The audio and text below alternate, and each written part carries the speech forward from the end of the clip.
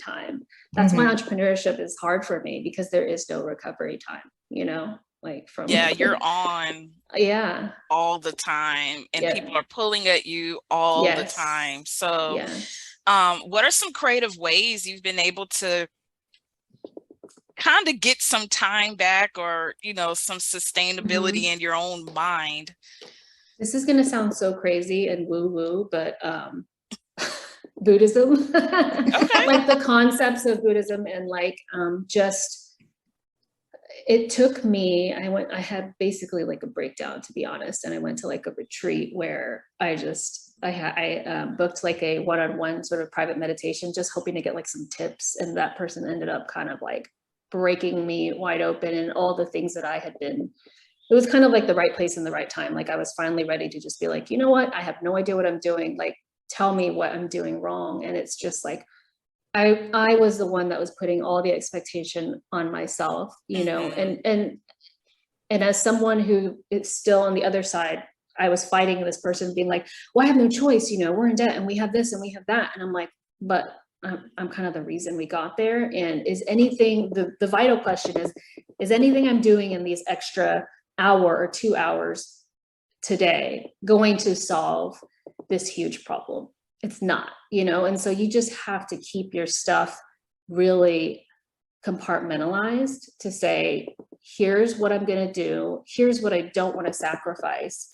And if I can't do what I need to do within that time without sacrificing my life, then something's in misalignment, you know? And then the part 2 of that is like, if I don't get that stuff done, are things still okay? And that was the major thing, was they were, you know what I mean? Like, no matter, nothing I did in those last 2 hours, like saved the business, you know, it still kind of did what it was going to do. And so I started baking in time in the morning to read, like really like unpack my feelings, which I usually like doing. And since I've become an entrepreneur, I don't want to face myself. Like, that's how I know stuff was wrong, because I used to love to journal, to write. I was very like introspective. I was a photographer. I like considered myself a creative. And as an entrepreneur, I did not do that. It was almost like accessing that part would make me break down. So I shut it off, you know? And so it still happens now. Like, I'll catch myself like not wanting to journal. Like, no, I don't feel like it. I don't like meditating. It's not going to help. It's not going to help. I do that still. And then as soon as I do, all of a sudden things feel less like the sky is falling. Like, they're still there and I still have to do it, but my like panic mode is down a little bit less. And so I can come at it from a lot more level-headed. And of course, it's such a cliche, but the more downtime I give myself, the more focused I am in the time that I do work. And so it actually comes out the same. Like, I get the same amount of work done, even though I'm taking more time for myself each day, which is so. Welcome to the Analytical Rewired, the best place to discuss various obstacles, limitations, challenges, behaviors, and how to overcome them in business. We deep dive into the complexities of people, processes, data, and technology, PPDT, adopting our focus to be either technical or creative expressions, and how to balance the two. The Analytical Rewired is brought to you by the MJW Group, a performance improvement and leadership development boutique management consulting firm that helps companies save time and money leveraging operational excellence. Our mission is to enable your organization to be more successful by refining overarching strategies into detailed plans to be implemented, generate creative and technical solutions for your operational challenges, augment and supplement your existing teams, and help you create processes that allow you to be more efficient with the resources you have. You can learn more about the MJW Group on our website at themjwgrp.com.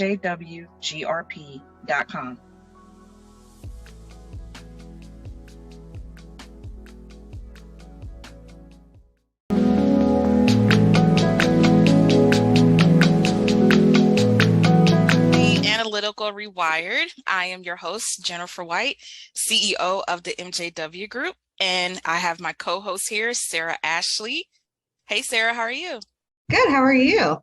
I'm doing good. We also have a very special guest, someone who is near and dear to my heart. She came into my world last year in 2021.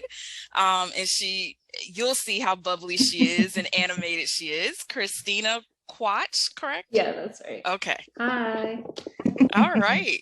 So Christina, here at the Analytical Rewired, we discuss all things creative and technical, right? In your brain, left brain, right brain. So of course, we want to deep dive into the aspects of your company, Ellie Becks, what led you to even start the company. And then we'll probably talk about how you've had to rewire your thinking when it comes to running your e-commerce business as well. So interested to get started with that. So why don't you give the audience some background about yourself and where you are and a little bit about your company? Sure. So I started out in corporate America, actually, in marketing. And so I was in digital marketing with different agencies for about 5 or 6 years. I quit that to be a stay-at-home mom. Did that for like a month before I went crazy, and then decided to pursue photography as a means to not return to corporate America. I just did it as a hobby, and my husband encouraged me to just see how it went. And I didn't think it was going to go anywhere. It ended up actually doing really well for 4 or 5 years, but ended up just like everything else becoming too busy. And so I was like, oh, well, I'll just start this lifestyle, passion project, because we love interior designs. I love kids products. I always had trouble finding diverse and inclusive products. And then also just like stuff that stylistically we wanted for our house. I found it here and there, but I wanted to make like one spot that was kind of just like stuff I like, basically, but hopefully other people would like it too. And that one again got completely out of hand. I think maybe it's me and not, I'm realizing now like I'm the common denominator of these things, but I'm figuring it out still. So yeah, that's what I'm still running now. It's definitely similar to what it was when it started. But as far as where it's going and how we've had to change over the past few years, not just because of just organically how businesses have to change, but supply chain was, intense, and everything else. It's just the dynamics of the landscape of everything now is so different that also affects like how you have to run a business. So, yep. All right. So with your company now, where are you with your company, Ellie Becks, and what's on the forefront for that company? So initially when we first started, it was kind of a mix of curated items from other brands that we loved. A lot of these were European brands that I couldn't find here. Definitely all the diverse, inclusive dolls. Like there's only maybe 1 or 2 doll brands that carry dolls of different races, which is kind of insane when you think about it. When I first came across the Miniland doll, it was an Asian doll that was at the time 3 years ago only found in Australia. And I realized for the first time ever that I was like, I'm almost 40 years old, and this is the first time I've seen an Asian doll. Like it just didn't even occur to me that was weird until I found it, and I couldn't even get it because it was in Australia. I actually paid for shipping for it to come from over there, which is crazy. And so that was really what spurred me to be like, well, if I can't find it, I know for a fact other people like me want dolls that look like their children so their kids can feel represented, and it's not just dolls, it's books, every single item you can think of that, as a person of color, you don't notice because you're so used to being options not being available, not seeing yourself on TV. It's just become the status quo where you don't even notice. But as soon as you do, it's like, oh geez, this is so weird, and it's sad. For me, it was just trying to carve out a little space that could provide that for, make it easier for people to access that stuff. But unfortunately, and also I wanted to only partner with businesses that had a similar ethos. Like that was also something that really, honestly, I couldn't hold on to. It's very hard, especially in today's world, to like keep your ideals in line and your mission in line with all of the people that have a hand in your business. It's virtually impossible. But so that's been a challenge as well. And then with supply chain and Our marketing was always really challenging because we have so many different products. So the same thing that was a good jump start in the beginning, because we kind of could appeal to a lot of different people, about midway through ended up being a huge challenge because I didn't know with our ads what was working, what wasn't. It's really hard to hone in on your target audience when you have so many products and so many different price ranges. And so someone could love dolls and not care about furniture, or vice versa. And so it made everything not work as efficiently as it should. And I was confused as to where to put my energy. And on top of that, just trying to actually get processes in place for manufacturing our products, which we had never done before. I don't know why I thought like designing something, getting it made, getting it here would be not simple, but doable, right? I was like, I'm good at challenges. You just don't know what you don't know until it's literally like crushing you to the ground, and you're like, oh my God, I didn't know this. Oh yeah. And it's still like that now. Like even the more I know, it gets a little easier, but there's surprises every week still. It doesn't end. I'm just more equipped to handle them now, and I have more stop guards in place to keep it from becoming a disaster. But there isn't a week that goes by that I'm like, I wonder what I'm going to learn this week. Hopefully it isn't catastrophic. But yeah, now we've had to kind of step back and really streamline our products so that we can better make sure that we're really taking care of our customers and speaking to them, instead of like, we want to keep our customers engaged and make sure that we're not having to speak to 10 different customers and please them, because as a 1 person, 3 person, 4 person operation, it's impossible. And it's just hard to grow that way and stay afloat that way. So now we're dialing back. We are sort of in the process of liquidating some of the other brands and just keeping it to stuff that is consistently good bestsellers, but then also stuff that really fits with what we're doing. So that's kind of an ongoing project, and I'm still figuring that part out to see what we should keep and what we shouldn't. But it's definitely gotten a lot easier, like since we've done that, because I've let go of my need to be like, I have to promote this product. Okay, this week I have to do this. And I'm just like, okay, this is our focus. And so just from like, almost all the products are still there. So it's not like anything has changed yet, but mentally I can focus better because I know what my goal is. And I think that's something that it seems so obvious and logical. And I think one of the first pieces of advice I got starting out was like, start with 1 SKU. Keep it simple. And I was like, what? But what if I don't know if people like that? Like, I have variety.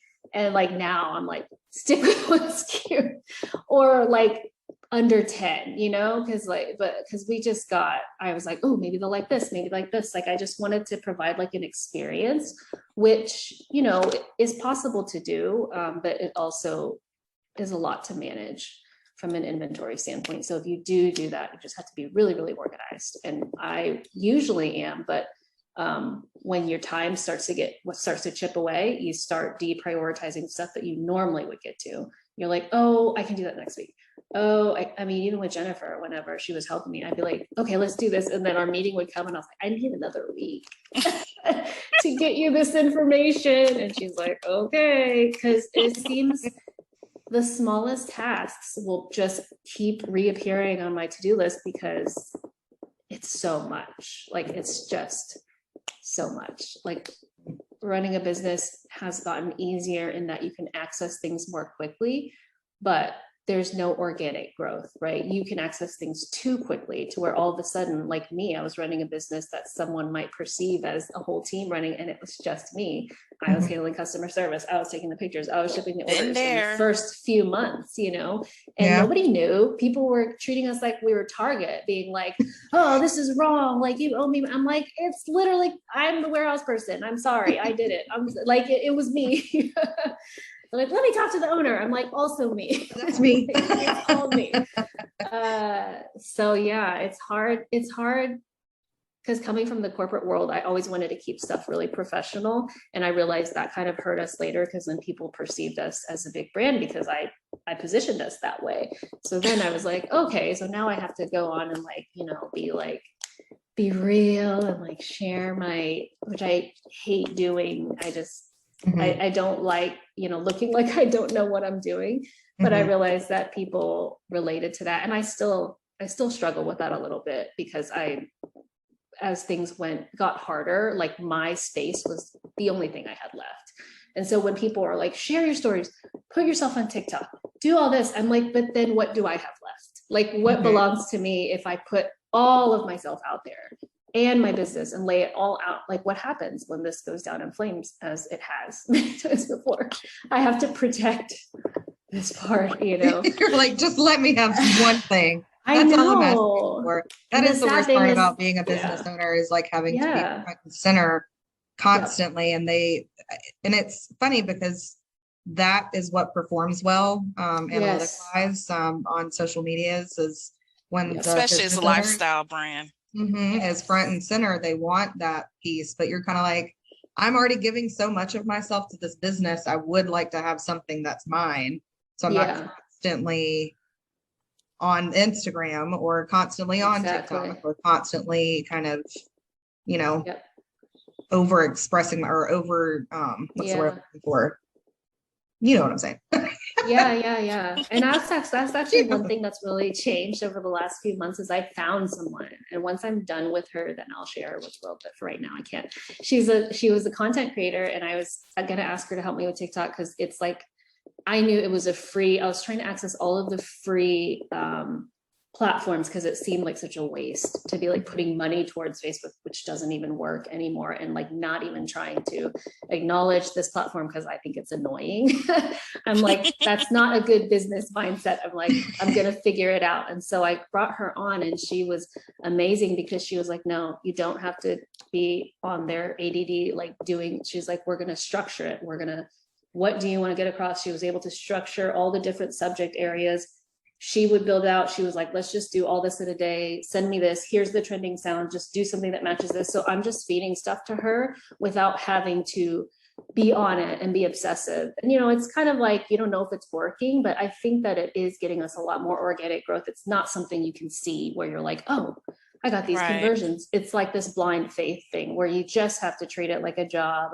Post it, move on, don't look at how it's doing, and just assume that, it's doing something. And I think it is, because we've been doing it for about a month or two. And I do feel like the needle's moving more than it used to. And we haven't changed much else, and now you can repurpose it into reels. And so you can use it for ads. So it's not like you're just doing this, like it all can kind of.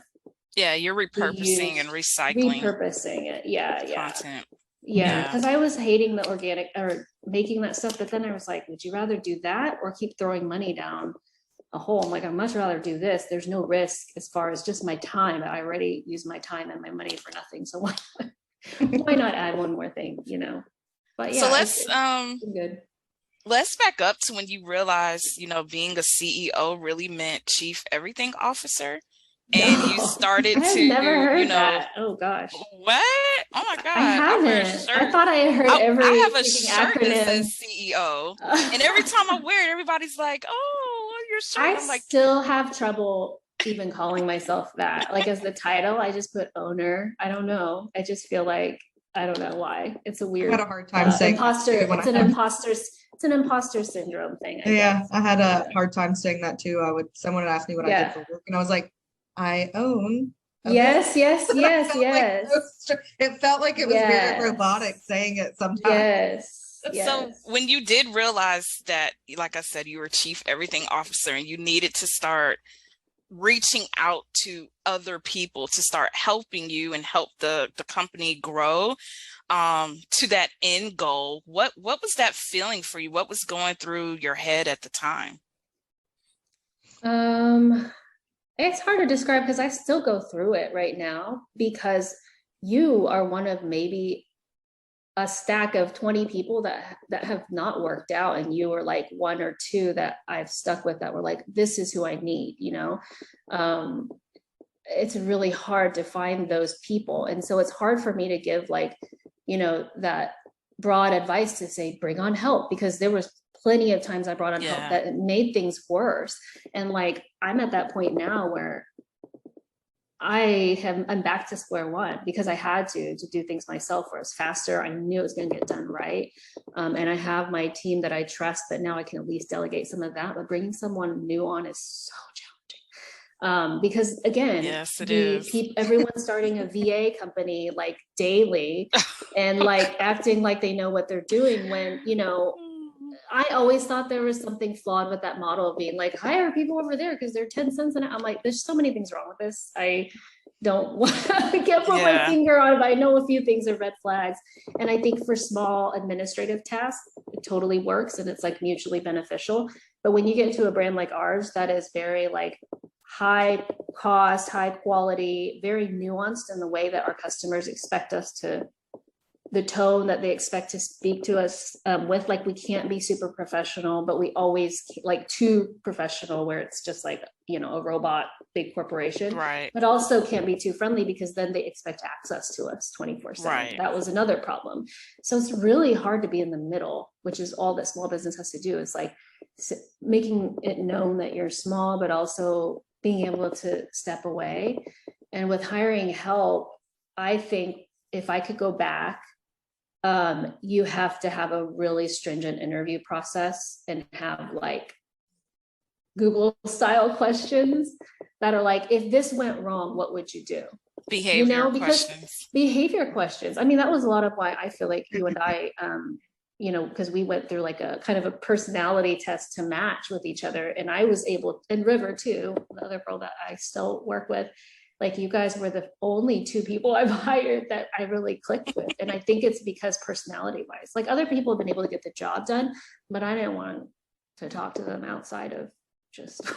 Yeah, I can see that with the personality. And I guess for us, like here at the MJW Group, like people are first. Like, you know, I talk about people, processes, data, and technology, and we're just very people centered. And I think we look for that as well with people that we bring on to the team. You know, can they hold a conversation? The people data combo is pretty much non-existent.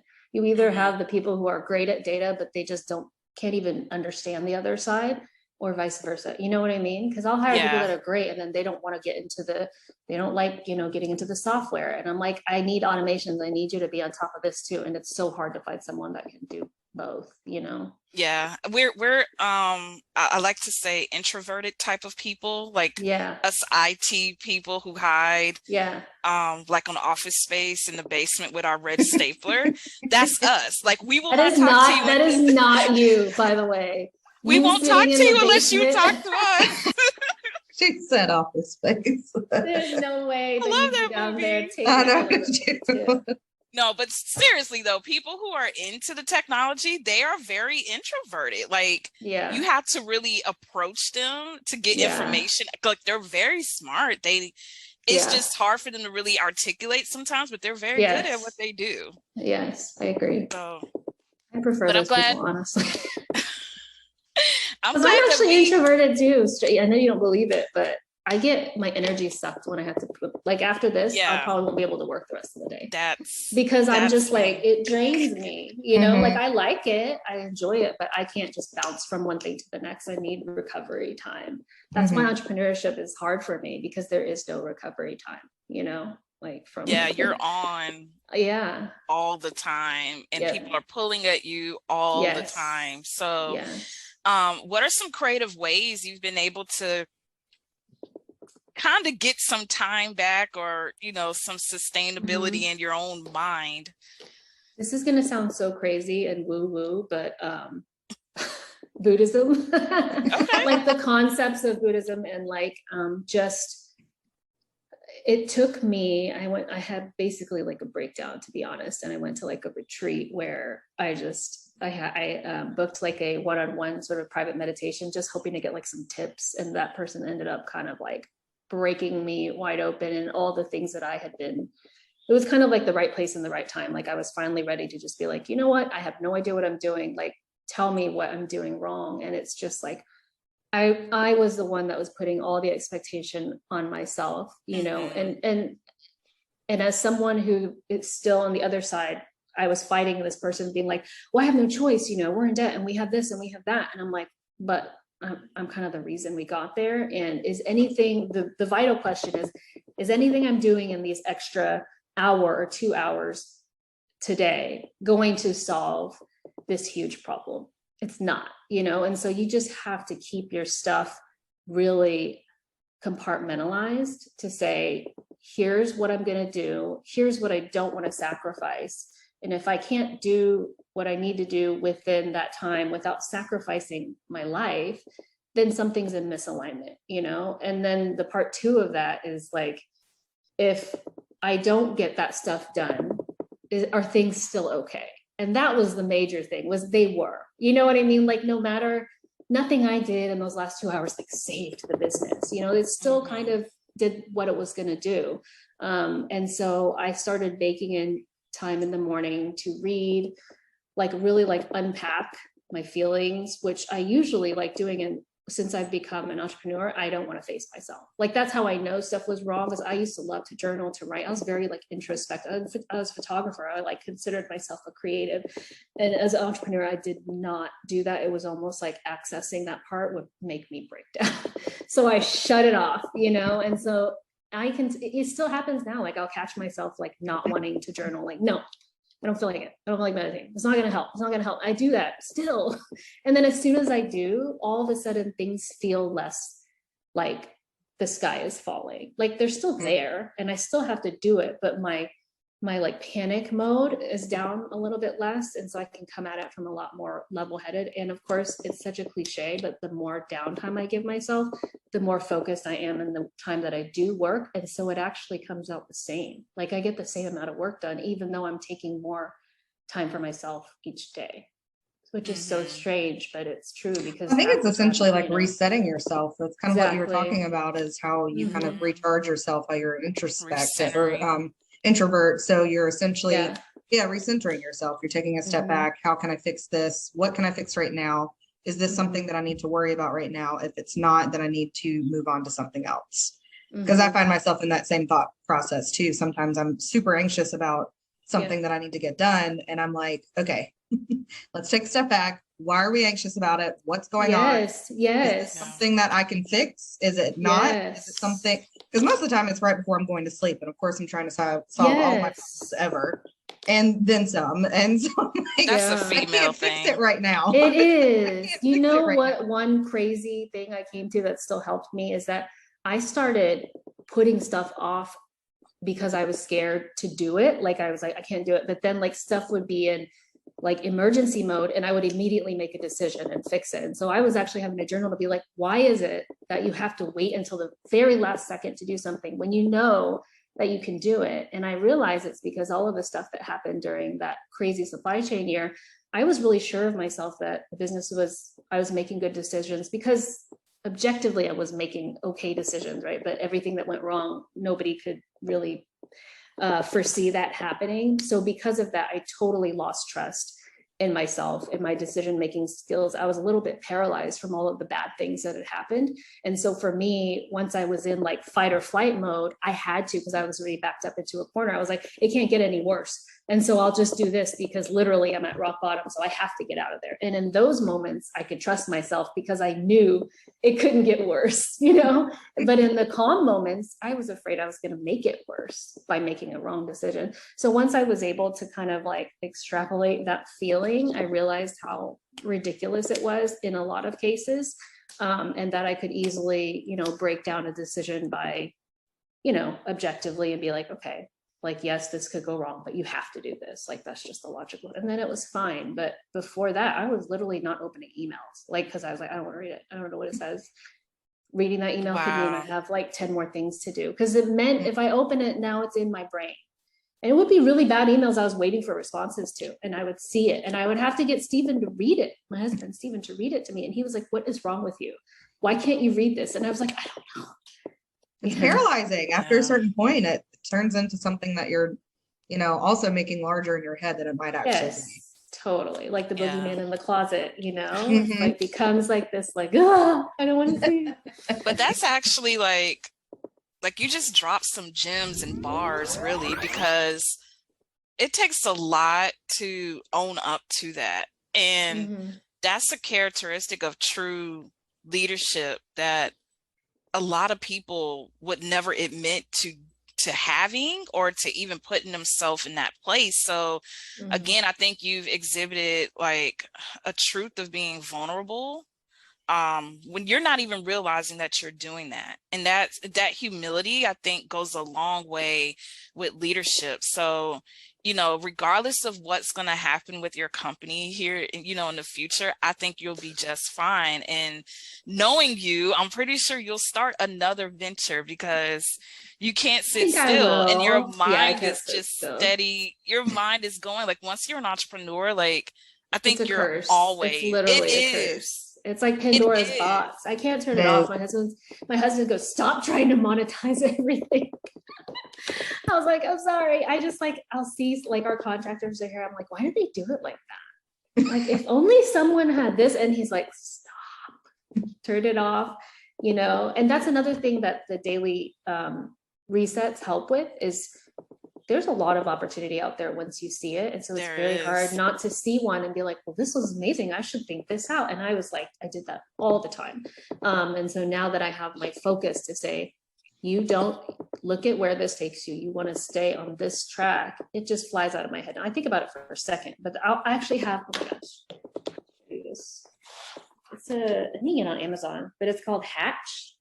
And it's an idea planner. And so all you do is whenever you have like an idea, you just write it down, and then they have note pages to expand on it. But sometimes I'm afraid I'll lose it. Like, I'm like, what? So instead of doing that, I'll just jot down notes. And I haven't looked at any of them since, which should tell you, because had I not had this, I might have pursued some of those. Like, honest to God, I would probably have like some other side hustles happening right now. So it just helps get it out of my head, to be like, okay, let's revisit that. I'm sure it's a good idea, but it'll still be a good idea like 6 months from now, you know. Right. And you can't do it. That was another thing I came to the realization of, is yes, you might have these ideas, and yes, they might be great, but can you do them? Do you have the time? Do you have the energy?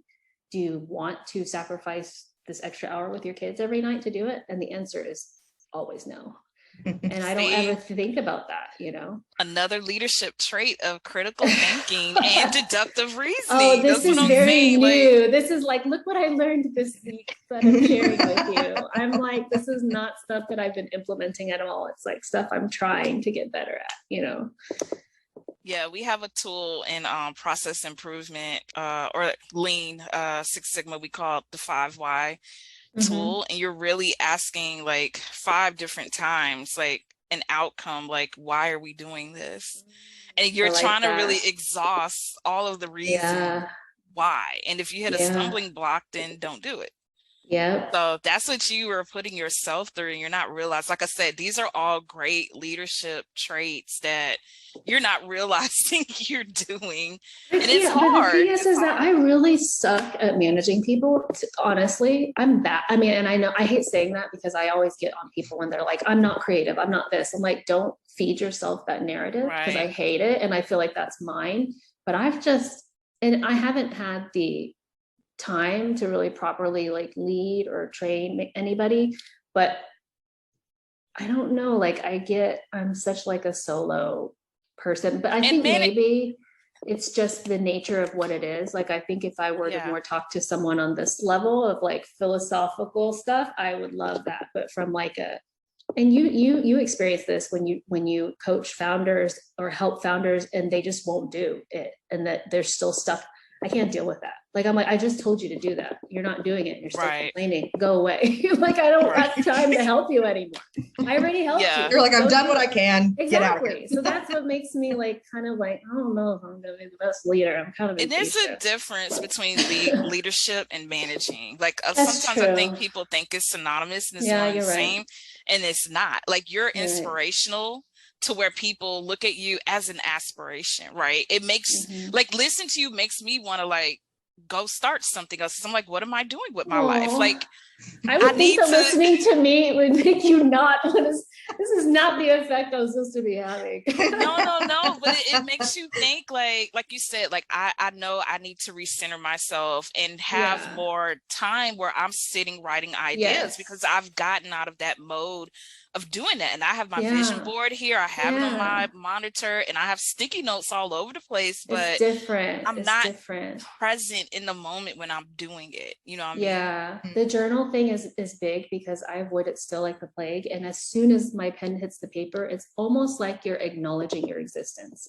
Like, it is so weird. Even as I'm sitting here, I'm like, I can't even place the feeling, because only when you do it in those really hard times will you feel this. Because you'll touch pen to paper and you realize that you are hiding from yourself again. And you can't hide when you're about to have to write down your thoughts. Even if you try, nobody's going to lie to themselves and be like, I am fine, unless you're a psychopath, right?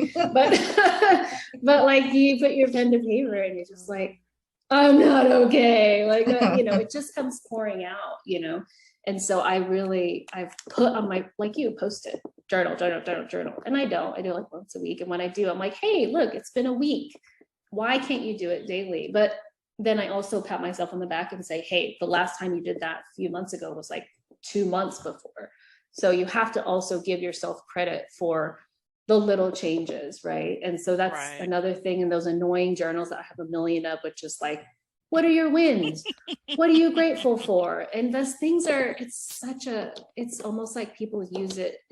I don't even know how to describe how to connect with it, because I don't sometimes. When you start to write stuff like that, it becomes, just like another thing you do, like brushing your teeth and stuff. So for me, what has helped is reading something inspirational, which is I have, it's like a Thich Nhat Hanh is like this Vietnamese spiritual leader. He passed away last year, but he has like a pocket book of sayings, and they're all just super simple. And the book takes like, each chapter is like a minute or two. And so I'll read like one, and it'll really center me, because it'll just remind me of things, of my mortality, to be honest. And once you remind yourself of that, everything else feels less important. When you think about life and death, then you're like, what the heck? And it's hard to think about that stuff, Puts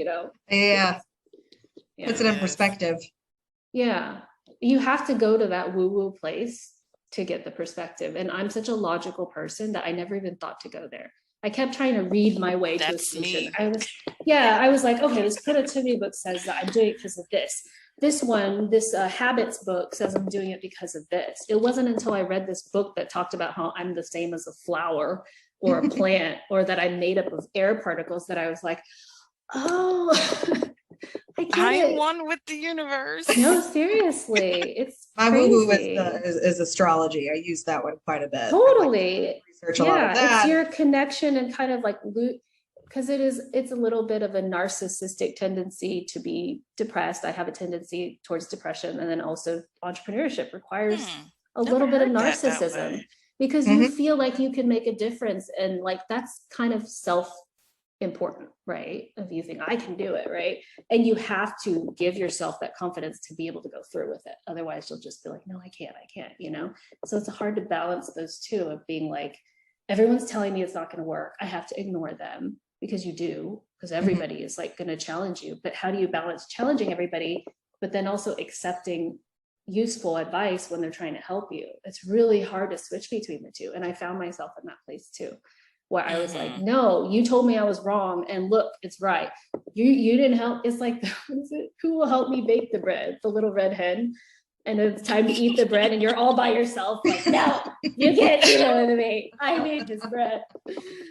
No, I'm really glad you brought this up, because that's everything you're talking about. Like, I swear that's how the MJW Group was created, and that's how we've continued to have this company, because I just was so frustrated with where I was like years ago. And I didn't realize at the time, unconsciously, I was creating this roadmap, like, this is where I want to be. This is how I want my reality to unfold. And now that I actually know how to manifest and create things, like, I'm doing it more and more with intentionality now. I don't do it as often as I should, like I just mentioned, but I try to do it, like, especially when I'm taking a nap or I'm dreaming, like I try to go different places that I haven't been before. That's or cool. See things in my mind that I really, really, really, really want to experience. And it's just magical to see it like happen and unfold. It's just like your idea, like for Ellie and Becks, like just like you said, the concept when I grew up, I didn't have dolls that looked like me. Like it was, I remember the Cabbage Patch doll had like a little piece of hair, like just sticking out, like, and that was it. And my mom's like, you used to hold your doll upside down with the feet and you just dragged it. And I was like, I don't know. Like I was into Legos and marbles and Ninja Turtles. I mean, I became an engineer, but you know, I wasn't like that doll person. I guess I wasn't either. I wasn't either. I played with it's cars. Not even, that's what people mistake though, that it's not about the dolls really. It's about acknowledgement. Do you know what I'm saying? So it's like when I saw it, it wasn't like, oh God, because I was not girly at all either. I was kind of the same as you. Like my dad was he had 3 daughters, but he was like, he raised us like boys. And so we were allowed to cry. Like we were very like, I feel bad for our husbands, honestly, because we're like very like headstrong type of sisters. Oh yeah, type A. Exactly. But the dolls, it was weird. It was like I saw it in something. It's the nostalgia. Even your mom, Jennifer, loved the dolls. And even Steven, who is like forbids me to buy toys for Ellis ever. He saw it and he goes, oh my God, you have to buy that. He's never said that about any product or toy. He was like, I said, it's from Australia, the shipping. He goes, get it. You have to. It looks just like her. And it's just like this. It's all of us are kids who didn't get that acknowledgement that we needed, the space that we needed, and we're trying to fill it with success and like fulfillment and proving everyone wrong when really we just needed, to just be nice to ourselves. A hug. I just need a hug. A freaking hug, yes. You just need a hug. Oh my God, yes. So simple yet so effective.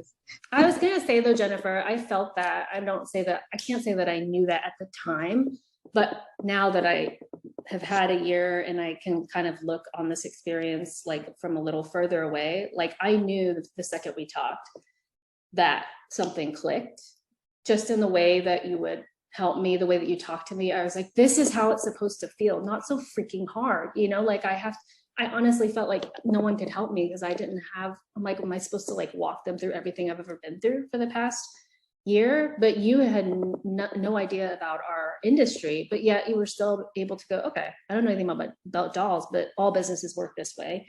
Here's how inventory works. And it all was so applicable and so useful. You didn't even need that, and so you were one of the first like hints that I saw, okay, they do exist. They do exist, but I can't afford them. They exist, but how y'all connected though.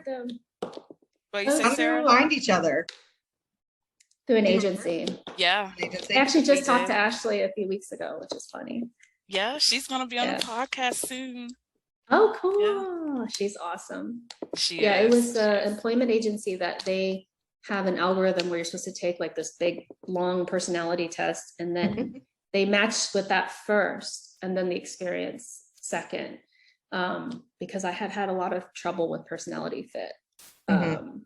And it was spot on. The girl, they gave me 2 people, Jennifer, who I love, but I just didn't have, like Jennifer is the person where you have to be able to provide her with the pieces for her to fully like get you to the next place. And I just didn't have the bandwidth. I still probably don't, to give her what she needed, to where she's just kind of twiddling her thumbs like, hey, you gotta send me the information if you want me to help you. And I was like, I can't. And then River, who's still with me today, who's like my superstar.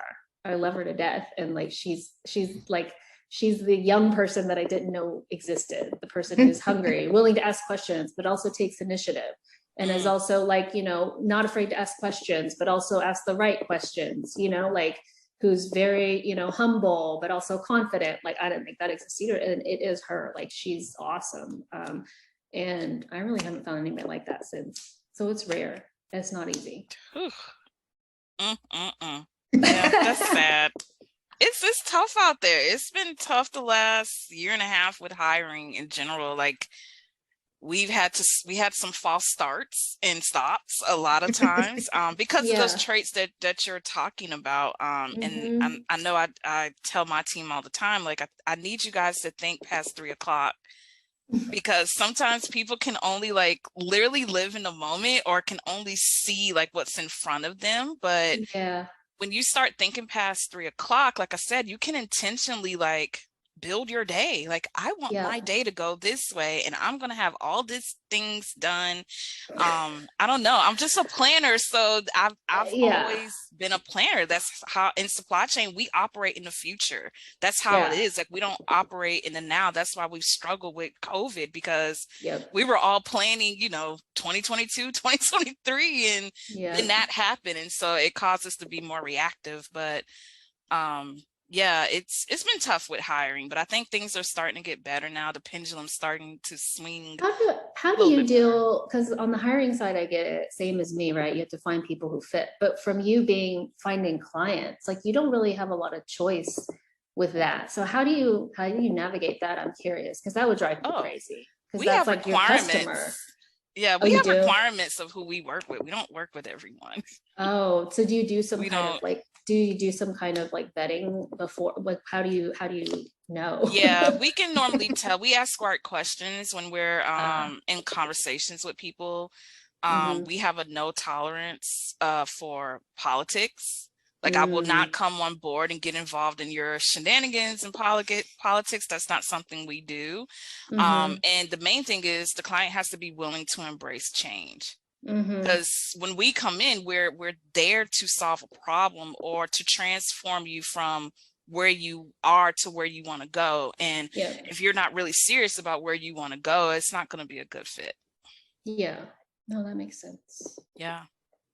So, well, this has been fun. I know we kind of took a turn. I know. I'm like, did I give them what we wanted? I don't even know if we. No, it's good, because I think sometimes people don't know this goes on. Like, oh my gosh, I think entrepreneurs and business owners are the most woo-woo people, because there is no soul. There is no soul in the way people talk about it. Even I get ads all day long from freaking gurus. It drives me crazy, because I know I'm getting retargeted, but I'm just like, I look at it from a advertising point of view, where I'm like, they're not saying anything. You're not saying anything. You haven't provided any value as far as where this person's mental game needs to be, about what they need to be thinking about. It's all about, here's what you can say to get them to sign up. I'm like, sign up for what? Like, what are you making? Oh, you just make anything. And like, but here's how you get them to buy it. And I'm like, where? I'm like, I feel like it's like the Emperor's New Clothes, where everybody's just selling air. And people are like, oh yeah, that's amazing. It's like this promise. And everyone's like on these forums, like, how do I find the right products? Like, I don't know. Like, do I use Jungle Scout? How do I find? I'm like, if you have that much trouble figuring out what you want to sell, you should not be selling anything. Correct. Like, if you need 50 tools to help you figure out your customer base, your product, how to do it, is like, go do something else. Like, you don't have what it takes, and it's going to be miserable for you. You're going to hate it. It's like, and it's not, there's nothing wrong with you, but you just shouldn't be doing that, because it takes a person who has such a desire for it that they can't see any other way. Like, for me, like, this thing has basically destroyed my life, and I'm still like, what can I do next? That's like a little bit better. It's like your third child, right? I don't have any children of my own, but my husband and I refer to the MJW Group as our baby. Oh, yes, like, literally, because there's so much blood, sweat, and tears, and you feel like right now, this side of my back and neck is like killing me right now. And I'm just like, I know why that stress is there. It's there because of this company. By the way, I had that too. And I'm going to be woo-woo again, but the meditation helped too. It's really weird. Because, your body, that's another thing people don't connect ever, is the body-mind connection, where your mind can actually cause physical pain, like cricks, where you're like, there's no way my brain is causing this. It's a literal cramp. And then I did some meditation sessions, and like not even the next day, within an hour, it was gone. But it takes a specific type brain. You have to be actually like, it's almost like when you release it or whatever. I hate saying this stuff, because I used to hate when I listened to people say it. I was like, She's so full of, but it's all true. But it's true. It's safe place because I feel the same way. Yeah, I'm like, okay, sure, whatever. But it is all true. Everything is just interconnected. Like, it is. Like that's what I was saying earlier when people said, "Oh, I'm one with the universe." Like you literally are, and everyone around you is yourself pushed out. Like I heard Neville Goddard mention that before. Look at you! You know what I'm talking about. It's true. Like sometimes I think that's why a lot of parents had issues with their kids during COVID. Because I'm like, are you tired of talking to yourself? Because that's who you're talking to and arguing with all the time. Like me and my mom are like best friends, but we argue a lot. But we're best friends. Like I can't imagine like going a day without talking to her, or at least texting her or something like that. And she still has her doll in a box and she will not let anybody touch it. What? I have more. We have new ones that she's under. They're cute. She loves her doll. She loves it. But yeah, thank you, Christina, for being on the show today. This was awesome. I think people need to hear this because they don't always hear. It's not all about the money, in your business or all the challenges that come with running a business. You have to recenter yourself, like for your sanity. Yeah. And you can't get to those places without doing it. Even if you did care about, if that's all you cared about was money, you still can't get there without doing that. So either way, whether or not it's for you or not for you, it's the same process, So yeah. And I like how you were just vulnerable and honest and just the humility that you have. Like I think that's if you ever get a chance to mentor, like I think that's one thing that's helped me kind of recenter is being able to give back and mentor like other females that are looking to get to where we are, and I'm like, I wish I would have had that because I didn't have that support starting out. And I think has helped me recenter and look at things like you're saying from a different perspective.